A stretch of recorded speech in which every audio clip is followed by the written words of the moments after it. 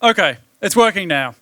I got here a little late, so I didn't actually get to check that all my IT stuff works. So hopefully this talk will work out fine. Now, can everybody hear me through the microphone? Yeah. Okay, good. So I'm going to start my talk with a basic question. Who here has seen The Matrix?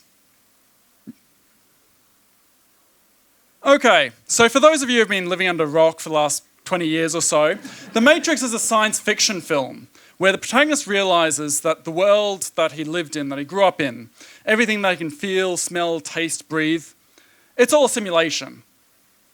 From the leaves on the trees, the ants in the anthills, everything's being run by a group of machine overlords, and it's up to him and the people that have released him from the Matrix to defeat them and rescue humanity. Now, I'm not going to talk about machine overlords or even simulated worlds, but the connection here is, can we use the same techniques that we use to describe programs, computers? Can we use them to describe things in nature? So what exactly am I talking about here? So basically I'm wondering, there's these tools from information theory and quantum information theory, and can we apply them to things from nature? Now, unfortunately, they're a little bright, but I'm assuming that all of you have seen enough nature to guess what's on the pictures. So, let's raise another question. What does water, ice, and steam have in common? Yell out your answers. Good. It did take you a little while though, but yes, you're correct. It's all water. Ice is the solid phase of water. All the molecules that make up the water have this nice, there's the laser, have this nice regular lattice, this nice grid structure. So if I pick up a piece of ice, an ice cube, I'm going to be able to hold it in my hand. It won't move, it won't shift. And if I try to compress it, it's going to resist me. Now water, that's the liquid water, and there's an annoying thing that we've got water and liquid water, so I'm going to be a little long with this one. Now, if you take liquid water, it's not rigid. The molecules like to be near each other, but they don't really want to stay in the same orientation, the same grid. So if I tried to pick up a cube of water, it's just going to run through my fingers. If I tried to compress a cube of water, I'd probably just get some water splashed in my face. And finally, there's steam, the last phase of matter, the last state of matter that we normally come across. So steam's the kind of stuff that you get when you boil your liquid water, or given that you guys are the majority, I believe, are Europeans here, so you might think of steam in terms of a sauna where you put water on top of hot coals. Now, being an Australian, I'm going to ask, why would you lock yourself in a room with hot steam? You don't need to sweat anymore, but this is Europe. So, how do we actually differentiate between the different states? Because you can't just zoom in really, really close and say, this is a water molecule. That's not going to be enough to tell whether in one phase or another.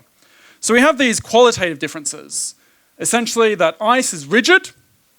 As I said, if I pick up the cube of ice, it's going to stay there. It's not going to run through my fingers, and it's going to resist. And then steam is compressible. So the steam, if I took it in the entire room and then I compressed the room, the steam wouldn't have any trouble with compressing. Water, on the other hand, is not rigid, nor is it able to be compressed. Or at least not without severe trouble. So this is the idea of phases and phase transitions, but I'm wanting to try and connect this to computers and programs. So let's use another example. Cooking, baking. Who here likes cake? So, I'm assuming if you like cake, you know how to cook it. So this will be quite familiar. So 1, you're going to collect all your ingredients and melt your butter in the microwave. 2, you're going to crack open and whisk a couple of eggs in a bowl while you're microwaving that butter. 3, you'll mix the cake powder, the butter, the eggs, the milk all together. 4, you take the batter that you've now created and you pour it in a cake pan, which is either greased or has some baking paper on it. You then cook it at 109 degrees Celsius for about 45 minutes. And finally, you take it out of the pan, you let it rest for 10 minutes or so, and then you ice it.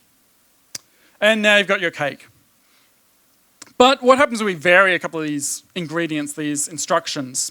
What happens if we change, say, the temperature or change how much milk we use compared to the other ingredients? So now you might be able to see where I'm going here. So we've got it cooked. This is the recipe that I used before. We've got a nice little cake here because I didn't want to waste too much cake doing weird experiments. So now, if I tried to cook it at room temperature, which is about, I was going to say 23 degrees, but Europe, it's a bit colder, you'll end up with something like this.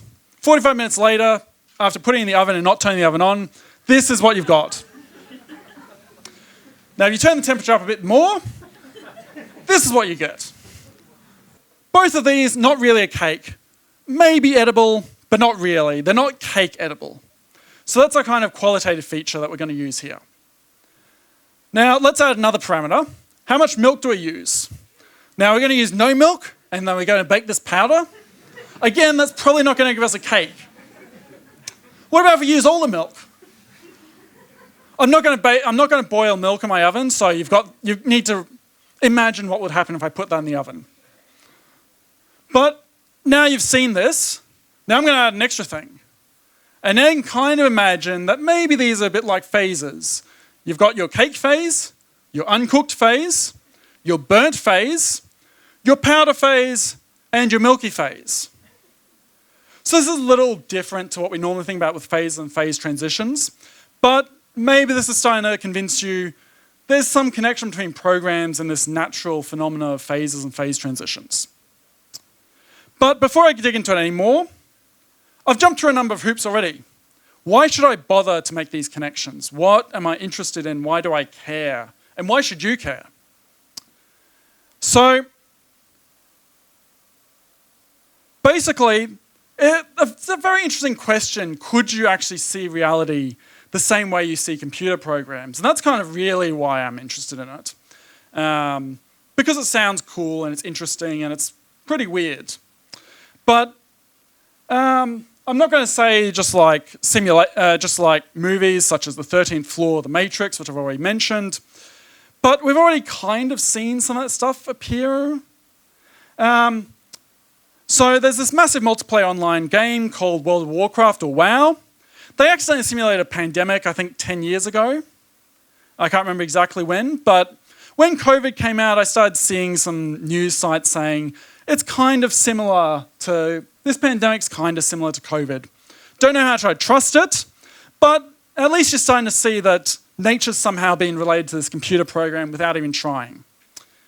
Now, the second aspect, and this is beyond my research, and this is probably what people who work on my results would do rather than me myself, but if we understand these phases and phase transitions from a very different perspective, then maybe we can make materials with new properties or make materials with properties that we already want more robust.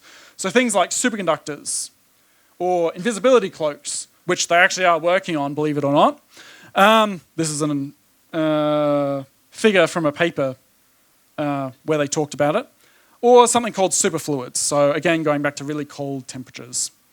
But I think I've still have you for a couple of minutes. So I'm going to introduce one new idea. And yes, this is a bad idea when you're trying to give a public talk. Don't introduce too many ideas. But hopefully with this one last idea, I'll be able to actually get some intuition across as to what exactly I'm doing rather than just talking about cakes and baking phases. So the key idea that I want to get across to you guys is about machine learning, or convolutional neural networks to be precise. And this is a representation of it, and it's a very simple representation. But what these things are, they're basically the tools and techniques that your phone, that Facebook, that Google, all use to recognize images and faces and people in photos. And how does this work? So basically, you take a bunch of pixels in the image, and you'll group the pixels together and say, this one looks like a horizontal line or a vertical line or a curve. Then it'll combine all these edges together and say, this combination of edges looks like an eye or a nose or a mouth. And finally, it'll combine all these aspects together, it's either your phase. But, so what I work with is I work with a quantum version of this. So how does this relate to phase transitions? Well, basically in phase transitions, you can understand them by kind of throwing away the small details. So going from the pixels to the edges, you throw away some details. And you can do the same thing with phases. If you have some material and it's in some phase, you can throw away a small detail and get an even more perfect phase. Even more perfect water, even more perfect ice. A more platonic ideal. And you keep repeating this process until eventually you get to the ideal phase. And that's basically what we've done with this quantum convolutional neural network. And this is a figure from a paper, an experimental paper that I was on recently. And this is where we use this kind of idea to detect this SPT phase, or symmetry protected topological phase, and detect whether the thing that we put in, the quantum state we put in, was in the SPT phase or in a paramagnetic or antiferromagnetic phase. So basically my work now is to say, why does this actually work? Is it just a fluke, or is there a deeper reason that this is working? And can we extend this to more models than the one that we looked at in particular? But all in all, maybe this result can be taken away as saying there is no difference whether or not we're in the matrix or not. With the exception, of course, of whether we have to worry about machine overlords. Thank you.